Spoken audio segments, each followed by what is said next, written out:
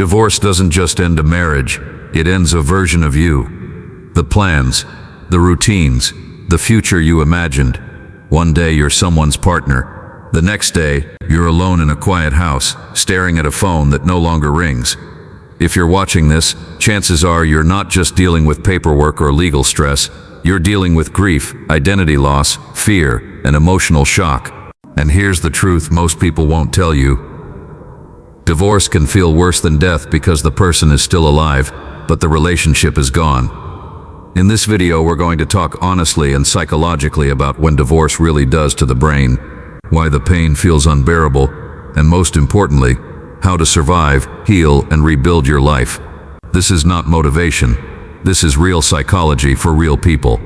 The psychological shock of divorce. Divorce triggers the same brain regions as physical pain. Neuroscience studies show that emotional rejection activates the anterior cingulate cortex, the same area that lights up when you break a bone. That's why, Russian, your chest feels heavy, your stomach knots, you can't sleep, you replay conversations over and over, your brain is screaming, something essential is missing. Divorce creates 5 major psychological losses. 1. Loss of identity. You weren't just you. You were a husband, a wife, a partner. Now your role is gone. 2. Loss of emotional safety. The person who was supposed to be your safe place isn't anymore. 3. Loss of routine. Even toxic routines feel comforting. Your brain hates uncertainty. 4. Loss of future vision. Vacations, kids, retirement plans, erased overnight. 5. Loss of self-worth. Many people secretly think, if I wasn't enough to be loved, what am I worth? Important truth. Feeling broken after divorce does not mean you are weak. It means you are human. Part 2. The stages of emotional survival after divorce. Psychologists say divorce grief follows non-linear stages. You may bounce between them daily. Stage 1. Emotional numbness. You feel nothing or everything at once. Your mind protects you by shutting down. This is survival mode. Stage 2. Obsession and rumination. You replay what you said, what they said, what you should have done. Your brain is trying to regain control. Stage 3. Anger and blame. Anger feels powerful because it temporarily numbs pain. You may hate your ex, yourself, even happy couples. This is normal. Stage 4. Deep sadness and loneliness. This is often the hardest phase.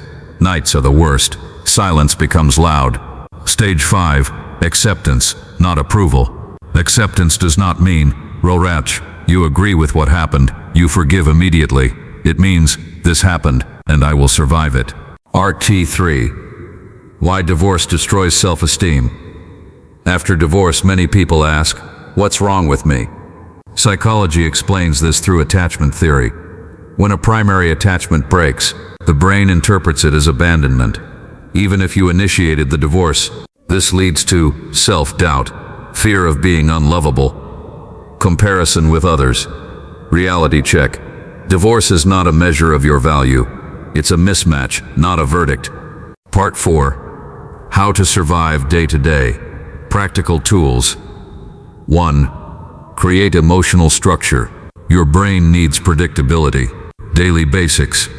Wake up at the same time, eat real meals, shower, yes it matters, go outside once a day. These small acts stabilize your nervous system. 2. Stop emotional bleeding. This means no stalking your ex on social media, no late night texting, no rereading old messages. Every contact reopens the wound. Healing requires emotional boundaries. Regulate the nervous system. Trauma lives in the body. Proven techniques. Slow breathing, 4 seconds in, 6 out. Walking, cold water on face. Stretching. You cannot think your way out of trauma. You must calm the body first. Part 5. Loneliness after divorce. The silent killer. Loneliness after divorce is not just emotional. It's biological. The brain releases stress hormones when social bonds break. That's why loneliness increases depression, weakens immunity, raises anxiety. What actually helps? Talking to one safe person, therapy, not weakness, strategy. Support groups, purposeful activity. You don't need many people. You need one place to be real. Part 6. Co-parenting and children, if applicable. Children don't need perfect parents. They need emotionally regulated ones. Never use children as messengers, weapons, therapists. The best thing you can give your child is a parent who heals instead of collapses. The role of rejection trauma. Even when divorce is respectful, the brain experiences rejection trauma. Rejection trauma creates hypervigilance, emotional withdrawal, fear of intimacy, overthinking in future relationships. This trauma says, if I open up again, I might be abandoned again. So the brain lowers self-esteem as a protective strategy. If I expect less from myself, rejection will hurt less.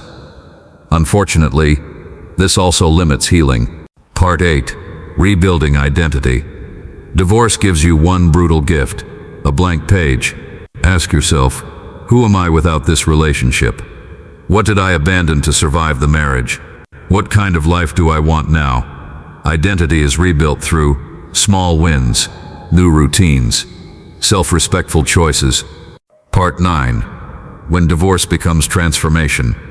Many people say years later, divorce destroyed me, and then it rebuilt me. Post-traumatic growth is real. People often become more self-aware, more emotionally intelligent, stronger in boundaries, clearer in values. Pain changes you, but it doesn't have to ruin you. Final message. If you're surviving divorce right now, hear this clearly. You are not behind in life. You are not broken. You are not unlovable. You are rebuilding, and rebuilding always looks messy before it looks strong. One day, this chapter will no longer define you.